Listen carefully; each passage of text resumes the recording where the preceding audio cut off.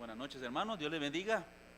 Vamos a ir a la Biblia de una vez y quiero que abra la Biblia en un versículo esta noche, Proverbios 29, como para iniciar. Salmos, vamos a ir a Salmos, pero quiero que usted vaya a Proverbios 29 como para tener un versículo de inicio, poner algo en nuestro corazón esta noche. Como para arrancar, después vamos a arrancar, ¿ok? Proverbios 29, para la reflexión de esta noche, dice el versículo 2, Proverbios 29, 2, dice así: cuando los justos dominan, el pueblo se alegra. ¿Estamos de acuerdo con eso? Claro, porque va a haber justicia, va a haber justicia. Pero dice, mas cuando domina el impío, el pueblo gime, el pueblo gime. Cuando domina el impío. Y cuando hablamos la palabra impío, estamos hablando de alguien que hace maldad. Un impío no es más que un pecador, es alguien que hace maldad, que gobierna para el mal, gobierna mal para él, no importándole el bien de la gente. Y entonces dice la Biblia que cuando un justo domina, el pueblo se alegra, porque va a hacer justicia, es lo que significa el ser justo, que hace justicia. Pero cuando gobierna un impío, alguien que no es pío, alguien que no es justo, entonces el pueblo gime. Ahora, tengamos eso en consideración. Qué tristeza es que esto suceda, que el que gobierna sea una persona impía, alguien que no busca el bien de las personas. Eso ha pasado, eso sucede. A veces en algunos lugares he notado que los vecinos comienzan a gobernar ciertos barrios. Alrededor de las personas justas comienza a gobernar el mal. ¿Y qué es lo que hace la gente muchas veces? Se cambian de lugar, venden la casa barata y se van. Porque cuando domina en algún lugar o en un país o en un barrio, como fuera, el impío, entonces el pueblo gime. Teniendo eso en mente, el texto para hoy está realmente en Salmos, Salmo capítulo 12. Ese es el texto de hoy. Quería leer ese versículo en Proverbios para que usted tuviera eso en mente, porque aquí el salmista nos va a hablar de una experiencia que él tuvo que tiene que ver con esta frase de Proverbios. Si va conmigo al Salmo capítulo 12, vamos a leer este Salmo de David. Vamos a leer el versículo 1. Dice así: salva, oh Jehová, porque se acabaron los piadosos, porque han desaparecido los fieles de entre los hijos de los hombres. Volvámoslo a leer: salva, oh Jehová, porque se acabaron los piadosos, porque han desaparecido los fieles de entre los hijos de los hombres. Usted y yo conocemos la historia del rey David en la palabra de Dios. La palabra de Dios contiene nombres de muchos personajes y algunos de ellos lo que tenemos es apenas como una pincelada de lo que fueron ellos o lo que hicieron o lo que fue su vida. Pero de David tenemos detalles increíbles de la vida de este hombre de Dios. Tenemos detalles de su juventud muy temprana, tenemos detalles de su familia, nombres de sus padres, tenemos detalles de ya su juventud un poco más centrado, ¿verdad? En madurez, cómo él cantaba, su trabajo en casa, que fue ungido como rey, cómo trabajó en la corte del rey y sus guerras, y tenemos hasta su muerte. La Biblia nos cuenta un montón de detalles de la historia del rey David. David experimentó muchas cosas en sus días. Él experimentó, por ejemplo, grandes momentos de comunión con Dios. Si había algo que él experimentó y que usted y yo podríamos experimentar si queremos, es comunión con Dios. En los salmos de David, usted puede ver la comunión que él tenía con Dios y cómo él se expresa a Dios en muchas formas en sus escritos. Algunas veces alabando, otras veces muy dolido, otras veces muy desesperanzado, pero siempre confiando en su Dios. Otros son salmos de pura alabanza, y había tanta comunión del rey David con Dios que inclusive él escribió algunas de sus palabras fueron proféticas. David tuvo grandes momentos de comunión con Dios en su vida y en sus escritos, usted lo puede notar. Segundo, David también experimentó grandes victorias y milagros en su vida. Victorias tremendas y milagros tremendos experimentó él. Déjeme decir aquí una cosa. Usted no va a experimentar grandes victorias y milagros en su vida si no experimenta lo primero, comunión con Dios. Hay que primero tener comunión con Dios y luego usted experimenta la bendición de Dios. Pero no es al revés. No es al revés. ¿Okay? Y David experimentó comunión y luego experimentó victorias y milagros increíbles. La Biblia dice que él fue un muchacho que defendió sus ovejas, que peleó contra leones, que peleó contra osos, peleó contra un gigante, y luego fue llamado a la corte del rey Saúl para servirle, y llegó a ser un general que tuvo un grupo e iba a la guerra, y dice la Biblia que tenía grandes victorias David. No nos cuentan los detalles de esas victorias, pero él tuvo que haber visto muchos milagros en todas las luchas que él tuvo cuando estaba en el ejército de Israel. Él experimentó esas cosas.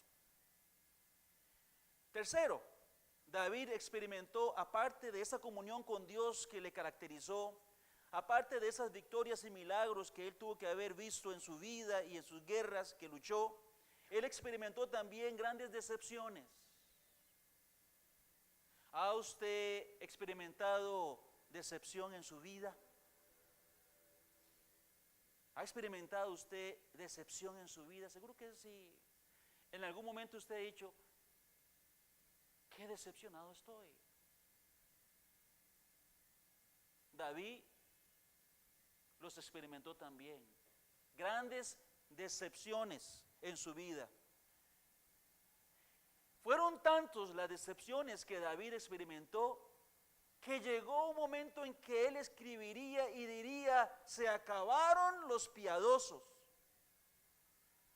Ya no hay piadosos. Ya no hay hombres justos, parece. Esto, por supuesto, es una exageración en el escrito. Pero lo que él quiere decir es que los justos eran escasos. No es que no existían los piadosos totalmente, pues él era uno de ellos que está escribiendo. Y hay otros que seguramente él conoció, pero era tanto la maldad que él veía a su alrededor que él llegó a decir, se han acabado los piadosos y los fieles han desaparecido. Si recordamos la historia de David acerca de sus decepciones, usted recordará que él fue traicionado por su rey, a quien él sirvió con todo su corazón. Porque cuando David llegó a servir a Saúl, lo hizo con todo su corazón. Inclusive, cuando Saúl le perseguía, David decía, ¿qué he hecho yo? Él le decía a Jonathan, que era el hijo de Saúl, que era muy amigo, se le decía, ¿qué hice yo? ¿Por qué su padre me odia tanto? Lo único que yo he hecho es pelear por el nombre de Jehová, luchar por el pueblo de Israel. Es lo único que yo he hecho. Sin embargo, Saúl se ensañó contra David, y la mayor parte del reinado de Saúl era persiguiendo a David. Luego fue traicionado por los hombres que él lideró. Porque usted se acordará, dice que los hombres alababan y amaban a David por las victorias que alcanzaban con David, siendo el rey Saúl el rey. Pero cuando llegó Saúl y se puso contra David, todos los demás del ejército iban contra David también. Entonces fue traicionado no solo por el rey, sino por todos aquellos con los que en algún momento gritó la victoria, que lo levantaron y dijeron, usted es el hombre. Todos ellos, ¿dónde están? Tenía que huir de todos ellos. Traicionado por sus propios hijos. El mayor de ellos se llamaba Amnón. Y Amnón, hijo de David, violó a una hija de David. Una media hermana, pero hija del rey. Luego Absalón mataría a su hermano Amnón, hijo de David, siendo Absalón hijo de David también, eran medios hermanos. Y luego Absalón se sublevaría contra su padre, le quitaría su casa, lo haría correr a la montaña y violaría a las esposas de su papá. Eso hizo Absalón y eso experimentó David en carne propia. Luego sería traicionado por el general de su ejército, el hombre a su lado, que se llamaba Joab. Y usted ha leído la historia de Joab. Joab era un gran general, pero era un traidor. Cuando David le dijo, Joab, vamos a hacer paces con la casa de Saúl, cuando ya Saúl había muerto, haremos paces con la casa de Saúl, vamos a traer a Abner, el general de Saúl, y nosotros vamos a hacer paz. Joab mató a Abner. Luego, cuando Absalón se sublevó contra su padre, David le dijo, Joab, no lo mates, solo aprisionalo. Y Joab lo terminó matando con dardos al hijo de David, que quedó prensado en un árbol por su pelo. Luego David dijo, no me sirve Joab, levantaré un nuevo general. Y puso un nuevo general por un tiempo, y Joab lo encontró y lo mató. Y al final, cuando David dijo, yo quiero que quede Salomón, Joab se unió a otro de los hijos de David que quería el reino, pero que no era Salomón, y Joab traicionó al rey. Traicionado por su propio general una y otra vez. David decía, hijos de Sarvia, porque eran familiares de él. ¿Cómo puedo yo con ustedes? Y al final le dice a Salomón, tú sabes qué hacer con Joab. Y Salomón cumpliría el juicio contra ese general que traicionó una y otra vez a su propio rey. Despreciado por Mical, su esposa, por danzar a Dios. Porque David danzó cuando traían el arca, estaba tan contento que danzó. Y su esposa lo menospreció y le dijo unas palabras terribles al rey. Y no entiendo, si es ante Dios, y si debo hacerme más vil, me haré más vil ante mi Dios. Su líder espiritual Samuel había muerto, y su mejor amigo Jonathan quizá había muerto para ese entonces. Y David dice, sálvame Jehová, porque no hay piadosos. No hay piadosos. David solo puede mirar al cielo y esperar en Jehová.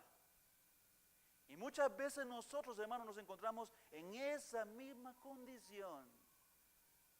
Hay momentos en que solo podemos mirar al cielo y esperar en Jehová. Amén, hermanos. Pero tenemos en quien esperar. Hay gente que no puede ni siquiera mirar al cielo, pierden toda la esperanza en su vida y ni siquiera pueden mirar al cielo, a Dios, porque no tienen esperanza en Él tampoco. El creyente sí puede decir, salva Jehová. Ahora, ¿qué significa esas palabras de David? Significa que debemos confiar en el brazo de los hombres primero, y si los hombres no están, debemos confiar en Dios de segundo. No es así. siempre debemos confiar en Dios. Pero sabemos que Dios usa a los justos como instrumentos de su obra. Pero ¿qué hacemos cuando no están los justos? Dios puede usar justos y debe usar justos. Y aquí hay un grupo de justos en esta noche. Escuche, mi hermano, ¿usted es justo? ¿Es usted justo?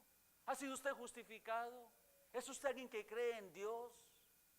Sí, decimos que creemos en Dios. Entonces de nosotros se espera justicia, porque nuestro Dios es un Dios justo. Amén. Es un Dios justo. Justo en todos sus caminos. Justo en toda su palabra. Recto y verdadero. Vaya conmigo un momentico, ahí voy a adelantar un versículo, pero vea el versículo 6, 12:6, 12:6. Vamos conmigo, hermanos, ahí en la Biblia dice 12:6 de Salmos: las palabras de Jehová son palabras ¿qué? Limpias, como plata refinada en horno de tierra. Los hornos se hacían en tierra, no como quizá hoy afuera, pero eran en tierra y se quemaban las cosas ahí dentro. Y dice, como horno de tierra, y la palabra de Dios es purificada 7 veces, que dice que es una purificación completa, número 7 en la Biblia. Para que usted sepa que Dios es justo, es verdadero, es recto. Si nosotros somos y creemos en Dios, debemos ser personas justas y verdaderas. Y un justo, Dios lo usa para que ayude a otros, para que socorra a otros, para que enseñe a otros y para que anime a otros. Pero ¿qué pasa cuando no hay justos?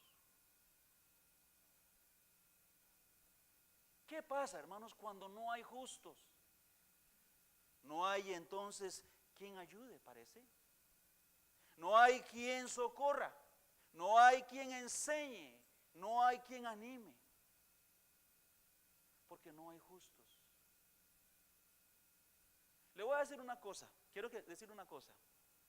Escucha lo que le voy a decir. Los justos son instrumentos de Dios. Pero escuche esto que le voy a decir. Pero no son el único recurso que Dios tiene. ¿Me está escuchando? ¿Me está escuchando, hermanos? Los justos somos instrumentos en las manos de Dios, pero no es el único recurso que Dios tiene. Dios va a hacer su obra sí o sí, aunque no hayan justos. Para hacer la obra, Dios la va a hacer de una manera especial. Y en la Biblia se ve una y otra vez. Isaías, no pierda el Salmo 12 porque estamos ahí, pero vaya rápido a Isaías 59 y si no, yo leo para usted. Si usted lo encuentra, pues léalo ahí. Isaías 59:1 es un salmo bonito. Dice así: ok, no hay justos, no hay en quien yo pueda confiar, no hay en quien yo pueda buscar ánimo, no hay en quien yo pueda ser enseñado, no hay en quien yo pueda socorrer, porque muchas veces nos vamos a sentir así, hermano. Pero recuerde Isaías 59:1, he aquí que no se ha acortado la mano de Jehová para salvar, ni se ha agravado su oído para oír. Amén, hermanos. Amén significa cierto es. Cierto es. La mano de Dios sigue salvando y su oído sigue oyendo. Y habrá un momento en que usted tendrá que decir: Señor, quizá no sé a quién recorrer, salva tú. He ido aquí, he ido aquí, he ido aquí, he ido aquí y no he encontrado nada. Salva tú, sálvame tú. David en el Salmo 12 está diciendo eso que quizá usted ha tenido que decir y que usted ha pensado: ¿por qué tengo que yo decir esto? ¿Por qué me siento tan solo? Pues el salmista, que tenía el corazón como el que le agradaba a Dios, llegó al punto de decir: salva, oh Jehová, sálvame usted, porque no sé a quién recorrer. No encuentro ningún piadoso y no encuentro ningún fiel.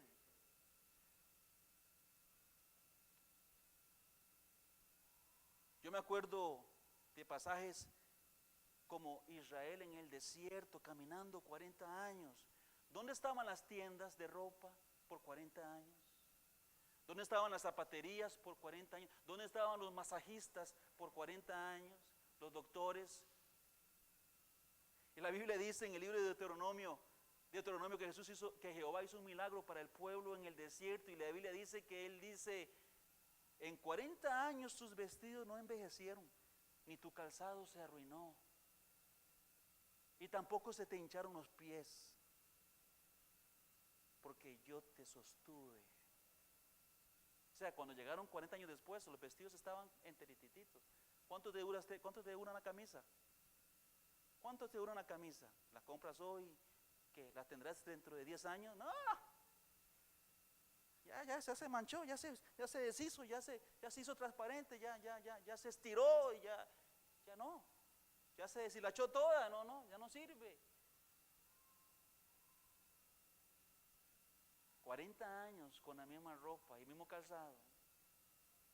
No se hincharon los pies, aunque caminaran de día y de noche, porque era un milagro de Dios. En Primera de Reyes tenemos una historia donde dice Dios que le dijo a Elías, ve y escóndete de Acab. ¿Dónde? Vaya al arroyo de Querit y escóndete. ¿Y qué hago yo ahí? ¿Cómo? No te preocupes. Yo enviaré ¿qué? Los cuervos para que te alimenten. Y dice la Biblia que estando Elías allá en el arroyo, tenía el agua del arroyo y esperaba, y los cuervos le traían pan y carne mañana y tarde. ¿Ves que Dios puede usar a los justos, pero no son el único recurso que Dios tiene para ayudarle a usted y a mí?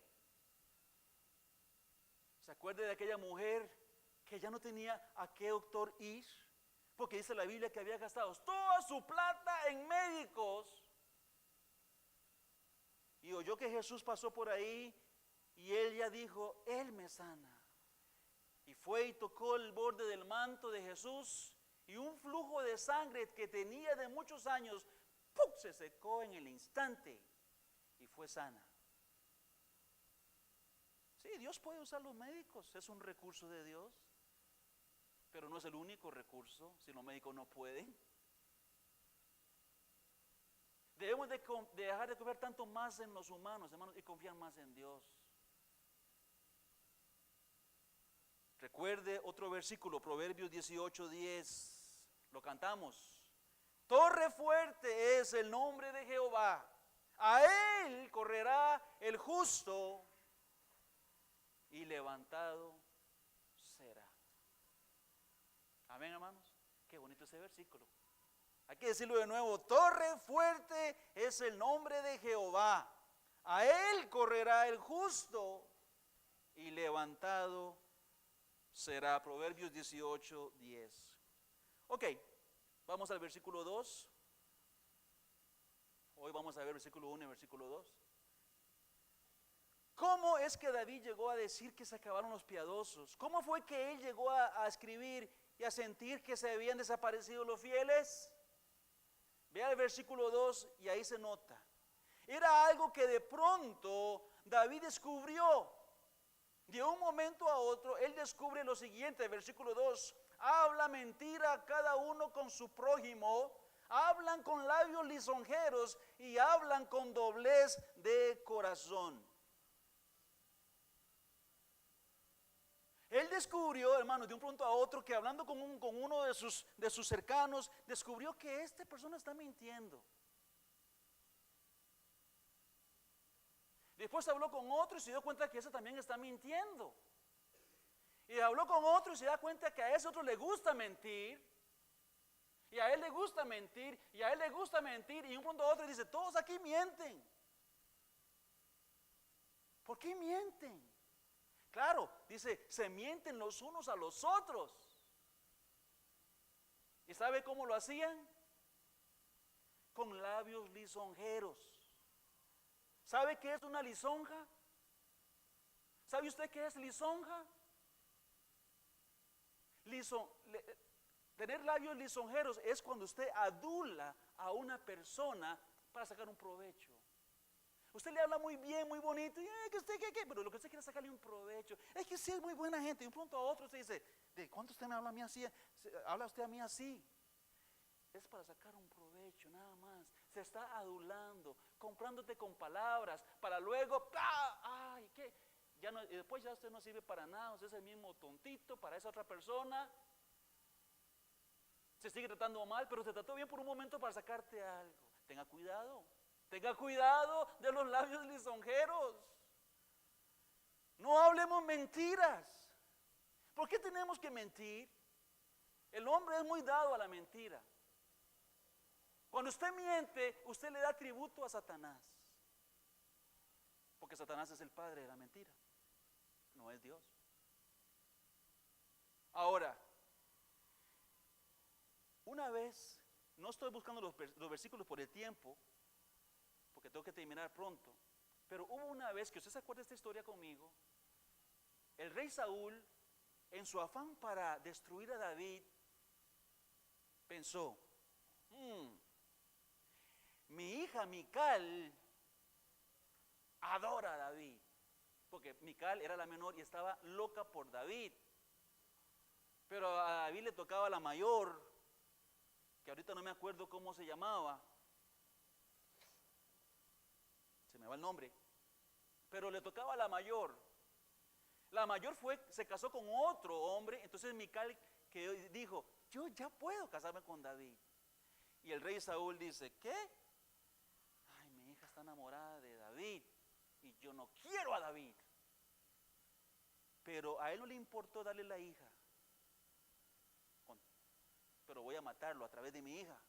Y entonces él dice, David, venga. Vea lo que es una adulación. Vea lo que es un labio lisonjero.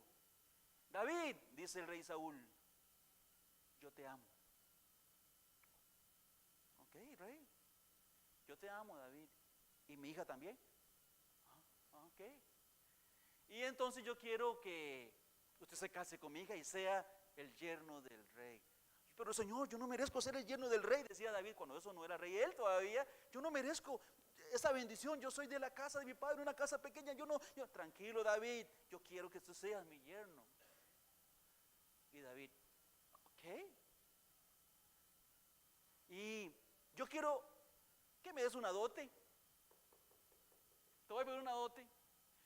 Y esa dote va a servir como dote para la novia. Y otra cosa, para destruir los enemigos de Jehová, ¿verdad, David? Que usted, sí, los enemigos de Jehová, porque a David no se le puede mencionar enemigos de Jehová porque él se iba con la espada.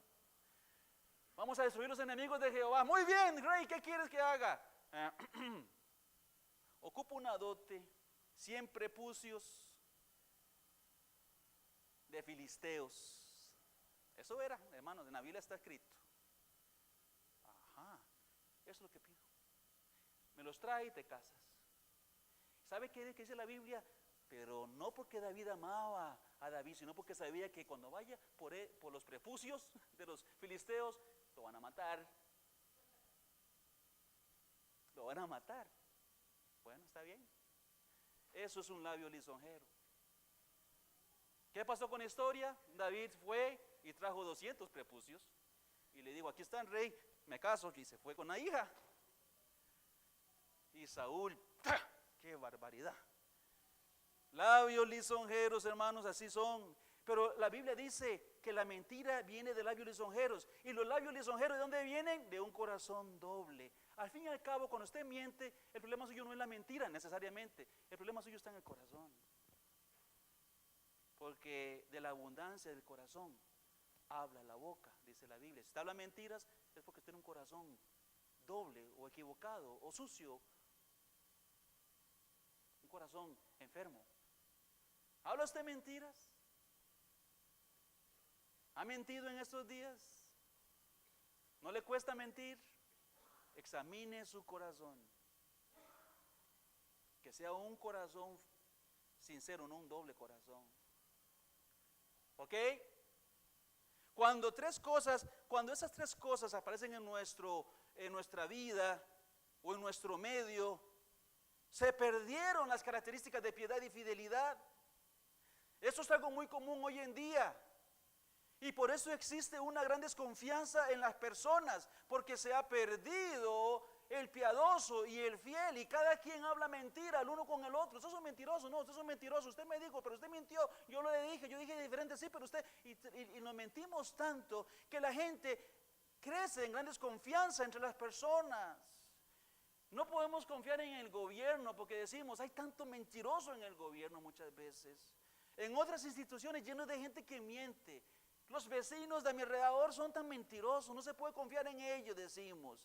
Y a veces tristemente ni en las iglesias, en los pastores, porque eso se ha metido aún en la iglesia. Y la gente miente fácilmente, como si nada, la mentira como si nada.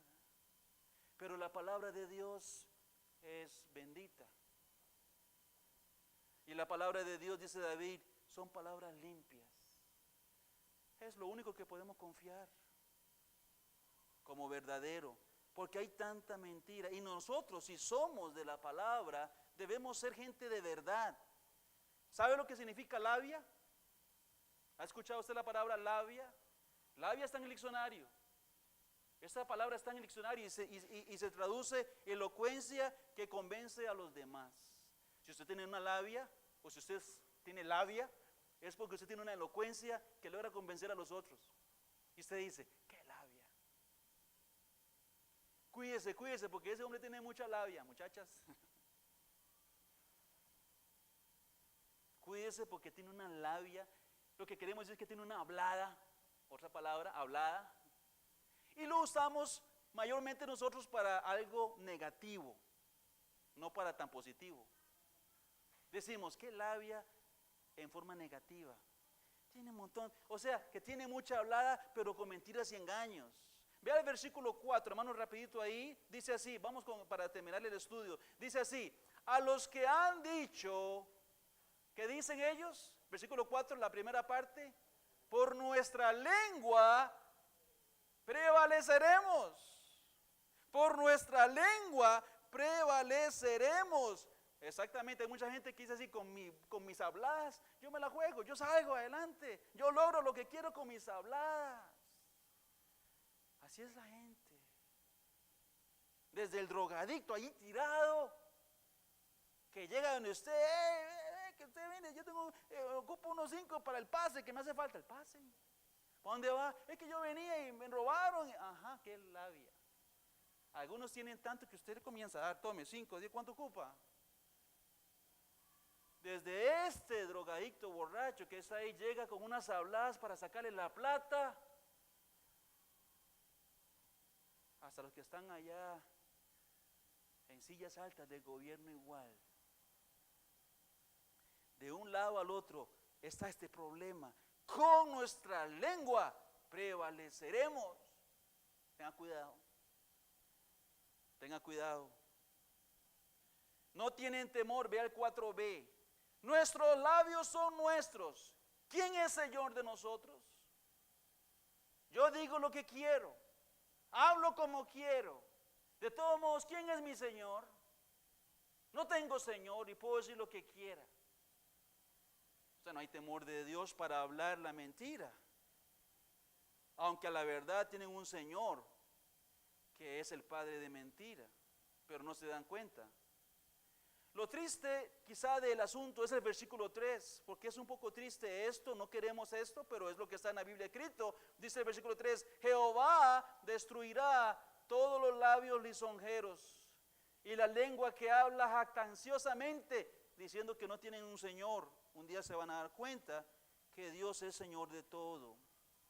Nosotros, ya hermanos, terminando este estudio de hoy, quiero que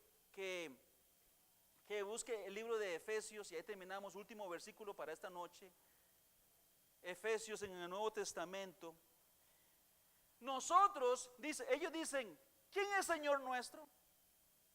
Yo puedo hablar como quiera. Entonces nosotros le decimos, diga lo que quiera, eso es asunto suyo. Usted no tiene ningún Señor. No, y hable lo que quiera, pues hable lo que quiera. ¿Qué vamos a hacer? Pero nosotros, hermanos, tenemos un Señor, amén. Y no podemos decir lo que queramos. Ellos, si no tengo Señor, hagan lo que quieran. Dios se encargará de ustedes, pues, pero nosotros sí tenemos un Señor. Porque nosotros somos salvos y la Biblia dice que si confesares con tu boca que Jesús es el Señor, y lo hicimos, ya lo hicimos, lo confesamos, Señor. Entonces, ¿qué pasa? Efesios 4:25. Eso es nuestro deber.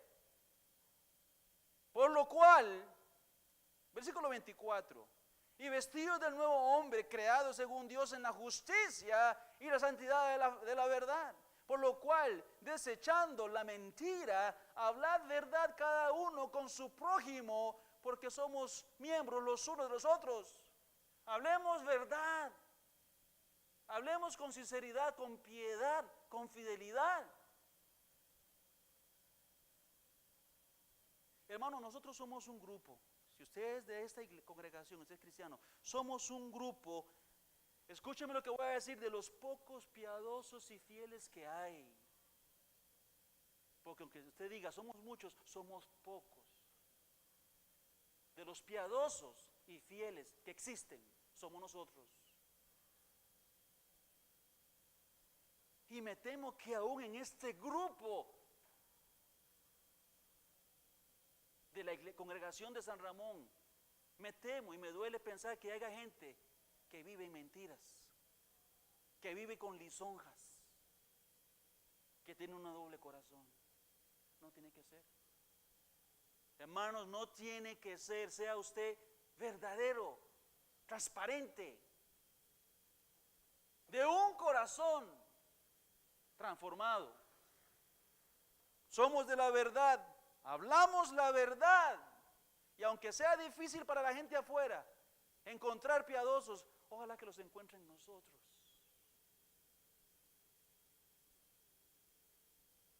Que los encuentre en nosotros. Ahí están ellos. Ellos aman la verdad.